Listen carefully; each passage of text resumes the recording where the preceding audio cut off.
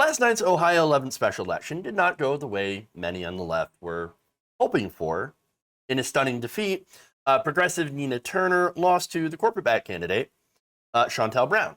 That was a pretty narrow loss, but nonetheless, I mean, the lead that Nina Turner had originally in the race was like a 35 to 40 point lead. So for her to catch up and to win, even by a small margin, is devastating. And so what happened? I mean, the race was decided by about 4,000 votes out of nearly 70,000.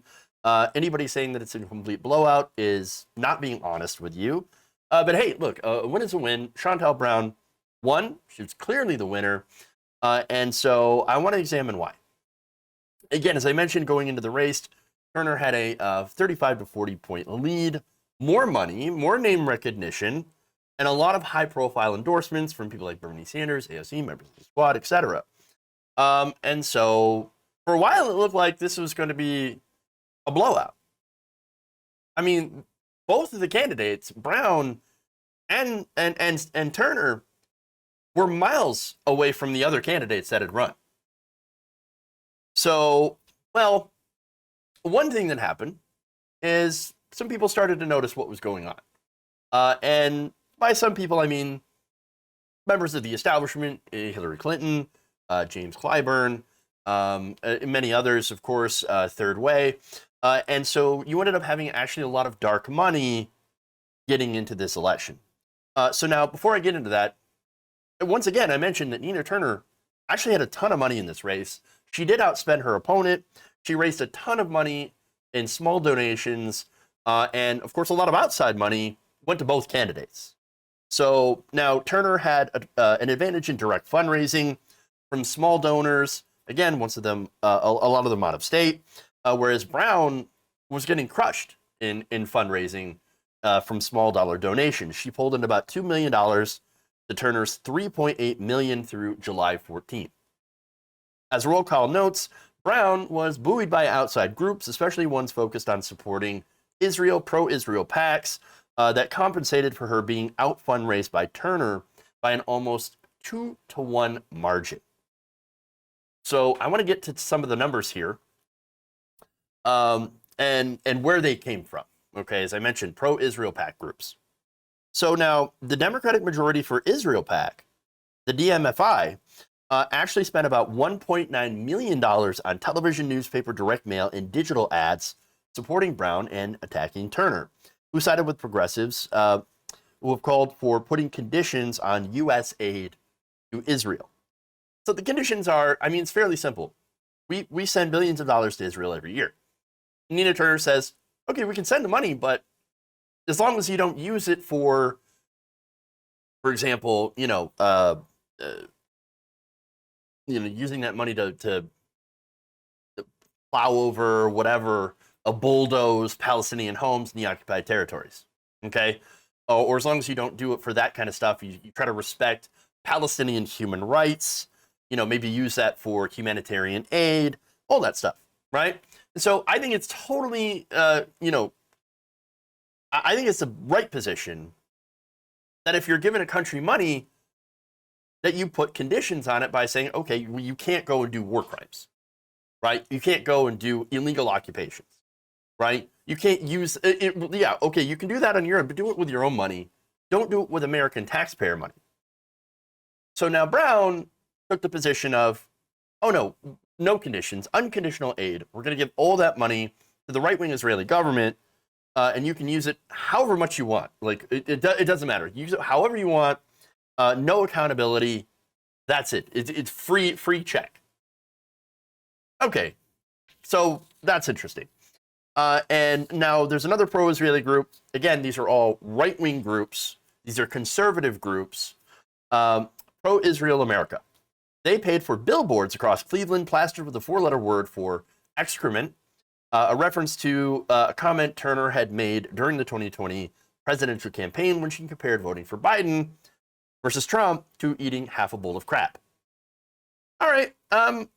Hey, look, as much as we all agree with that here, that quote really did, I think, come back to haunt her in this election. And so as much as I agree, again, that looks terrible in a district that overwhelmingly went for Joe Biden in the Democratic primary. So, I mean, know your audience, right? And so, yes, bringing up that quote, while true, at least when it comes to a left-wing perspective, is not going to win people over. So that's something that they were able to capitalize on, and hey, it is what it is, right? So now we're going to get to other things, of course, as well. Other missteps, perhaps, or I should say not missteps, but other things that they were able to use against Turner rhetoric-wise. Okay, but first, let's go to more money. Now, groups like Third Way actually spent about $505,000 opposing Nina Turner. So there's Third Way, right? So now I'm going to show you a graph here. I'm going to have to set this up. Oh, it's already set up. So this is a graph. You're looking at this spending from these PACs, okay? So now you notice that DFMI PAC spent a ton of money, not only opposing Turner, but of course propping up Shontel Brown. So now you also, of course, look at the Democratic Action PAC, which again, the Democratic Action PAC actually supported Turner. And you can see the red and the yellow to oppose Brown. But then you look, of course, right next to it, Third Way, opposing Turner. That's somewhere around $500,000, as I mentioned. So that's the problem. So they did those negative attack ads, like the billboards, all right? And they also, of course, lied about Turner's record. They said, well, she's actually more conservative. She doesn't believe in universal health care. She doesn't believe in Medicare for all. She doesn't believe in a living wage, and she hates Democrats. She will never work with Biden. Well, that's obviously not true. But it was incredibly effective. Okay, now there's more money. I think the worst example of the outside money wasn't just these pro-Israel PACs, right? You actually have a lot of spending that came from Republican donors, including New England Patriots owner Robert Kraft and former Cuyahoga County Republican Party chairman Roger Sonnenberg. Their money went to prop up Shontel Brown. Why are Republicans funding Brown's campaign? If Nina Turner is such a bad Democrat, if she's not a real Democrat, well, then why are Republicans not supporting her? Why are Republicans supporting her opponent? I mean, that's a question nobody who supports Shontel Brown seems to want to answer.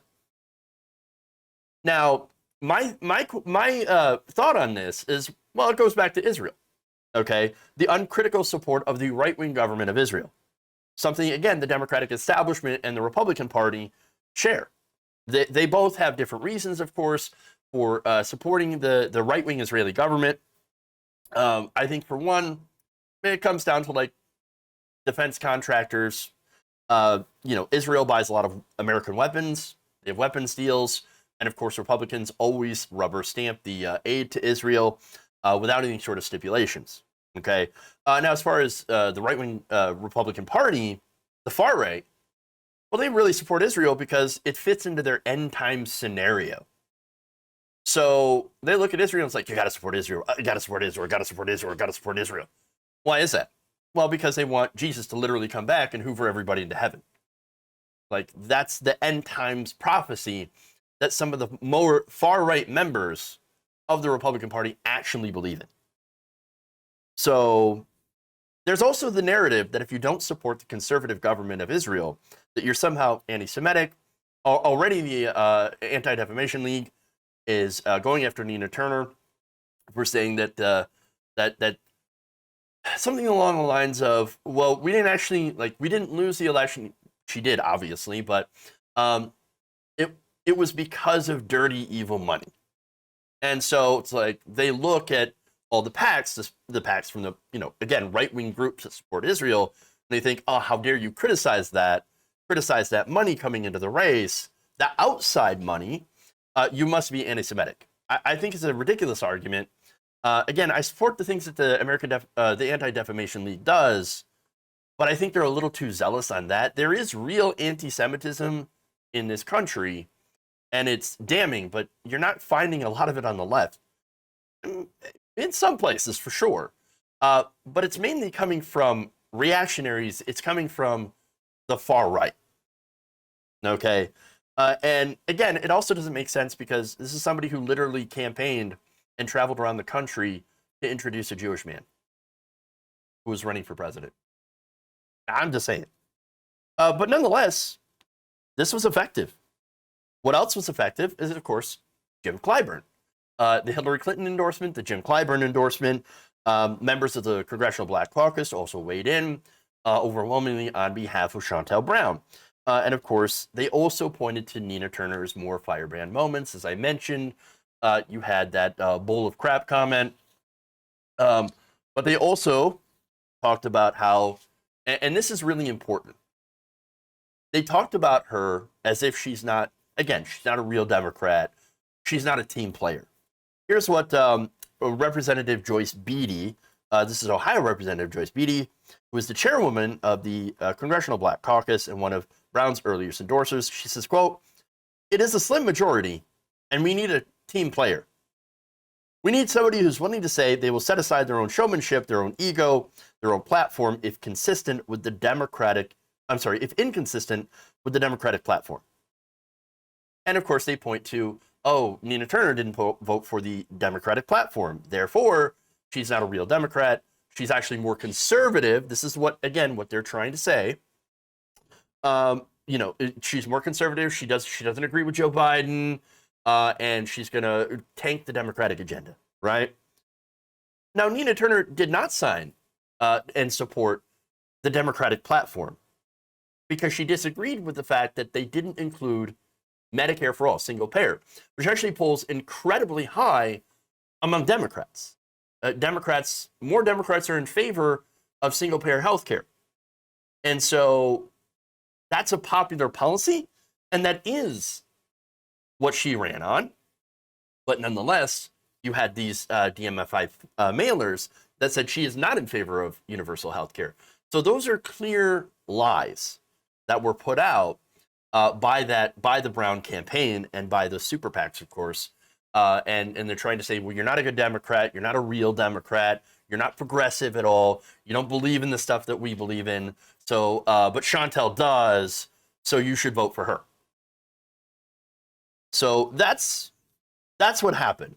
So now, what is a real Democrat anyway? Well, for them, it's being a team player, right? There's more. You have Mississippi Representative Benny Thompson during a rally in Highland Hills saying this, quote, "You don't need somebody who's going to go there and talk about tearing the place up and all that. What we need is somebody who can be a good Democrat, work with all the Democratic leadership, who will support Joe Biden as president, who will make sure we continue to get the resources in this district that you need." So, again, that's not that's interesting. She's not a real Democrat. She's not going to be a team player. She's got too much of an ego. Where have we heard that before? Oh, right. We've heard a lot of that in relation to Bernie Sanders.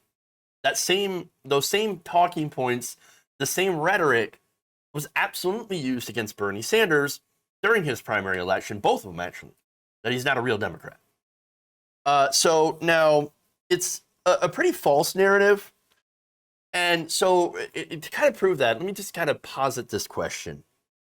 Do you think that if Nina Turner had won her seat, and, for example, Biden's infrastructure package, not the bipartisan one, but the House infrastructure package, if that came to her desk, do you think she would sign it? I think it's a 99% chance that she would sign that. Of course she would. What if, of course, Biden decided, the House Democrats decided that they were going to go and, I'm sorry, if she was in the House, obviously, if she was in the Senate, then yeah, she would probably do, Bernie Sanders' $3.5 trillion go it alone reconciliation package. But all right, so now, if the Democrats introduced Biden's public option. And if that came in front of her, do you think she'd sign it? Yeah. Yeah, there's no doubt in my mind. Of course she would. But the thing about Nina Turner and the thing about progressives is that even though they would sign it, they would also continue to push for Medicare for all and say, okay, we did this step. Now let's go further. Let's go further. Let's do something more. This is a good step. Let's do it. So that at all is actually being a team player, going along with the Democratic agenda. It's the same thing Bernie Sanders is doing. But see, that is the problem, okay? If you try to go further and you say, okay, this is good, but this is not enough, you potentially go try to embarrass leadership. And that's the big problem, okay? If you embarrass leadership, they're not going to be in favor of you. If you say that this deal is not great, even though I'm going to be in favor of it, but I don't like this provision, or this provision, as a progressive, well, again, that does not work out for leadership. So if you embarrass them, you're on the shit list. So now, functionally, of course, in reality, Turner would vote 99% with Democrats. She would vote with Democrats more than somebody like Joe Manchin votes with Democrats. So think about that for a minute. Who's the real Democrat here? We've got proof of that with Bernie Sanders. Now, Bernie Sanders has largely put his policy priorities in the back burner, right? As much as possible in order to do as much as possible to work with Joe Biden, while, of course, calling for more when he actually has a chance. It's one of those things where, you know, you're going to work with, obviously, the party, and then, you know, and then you're actually going to, I'm so off track right now. I'm sorry. Let's just continue here. And so, look, overall, what you've seen here was an influx of money, dark money, and a nationalization of a race that basically only brought out the Bernie wing versus the establishment. Okay? And what this was is that this was a ton of money dropped on what is largely a Democratic seat. I think a lot of that outside involvement really turned off a lot of the voters in the district.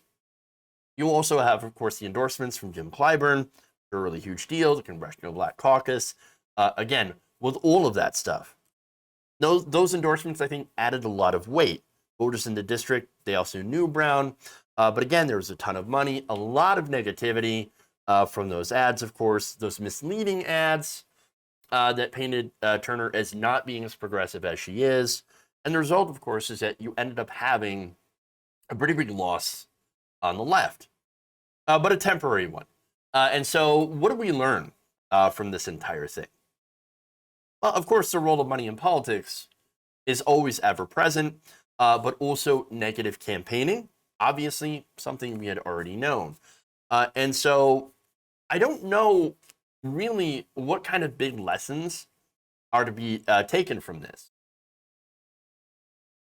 You have a situation where you have a candidate that was pretty high profile, losing by about 4,000 votes to an establishment propped up candidate, by the way, is facing a possible ethics probe. And so you have the Jim Clyburns, who still hold a ton of power when it comes to messaging. You also look at some of these pro-Israeli PACs, pro-right-wing government of Israel PACs that are, of course, spending a lot of money, a lot of outside money. And so what you have here, and you also had low turnout, somewhere around 20% total turnout for this race, which is really actually pretty low. But again, this is a special election. And so I just want to say there are a couple of things that didn't matter to this race. For one, anybody who tells you that it's the fault of people who are doing, for example, Medicare for All marches or anything like that, that's not true. I don't think there was enough of those people in that district who were railing against Nina Turner to really make a difference. So I wouldn't go to that. I think, once again, it goes to the money. A lot of it goes to the money. A lot of it goes to, of course, incredibly effective attack ads and some missteps, of course, by Nina Turner early on. But here's the thing. This shouldn't blackpill you because of this simple reason. This is a special election, and sometimes it takes running more than once to win. This is a really close margin. This wasn't a blowout. You can remember, Cori Bush originally lost her original election and then won her second election. Not everybody's going to get it the first time. Not everybody's in AOC, all right, and that can immediately win in an upset election, especially when the establishment is paying attention and they're able to drop millions of dollars onto a race at the drop of a hat. And so the best thing that I can say for progressives is that you keep trying. You're not going to win them all. You're not going to win most of them. Let's be honest. But you're going to win some of them. And every victory gets a little bit easier. Every victory gets us a little bit closer to actually being able to effectuate change. And it's a long process, and it takes a long time, and that sucks. That's the truth of it. But any process to change the system through legal means, through our particular system, anything short of, and I hate to say it, revolution, right? Like actual revolution is going to take time. And I'm not gonna go in favor of that particular avenue. So understand that electoralism is important. It's not be all end all, of course, in my opinion, but it is an important piece. Direct action is also an important piece. Building up local leadership, local, unions, communities, all that stuff is also incredibly important. And so working on those things while also working on local campaigns, national campaigns, all of that stuff is valid.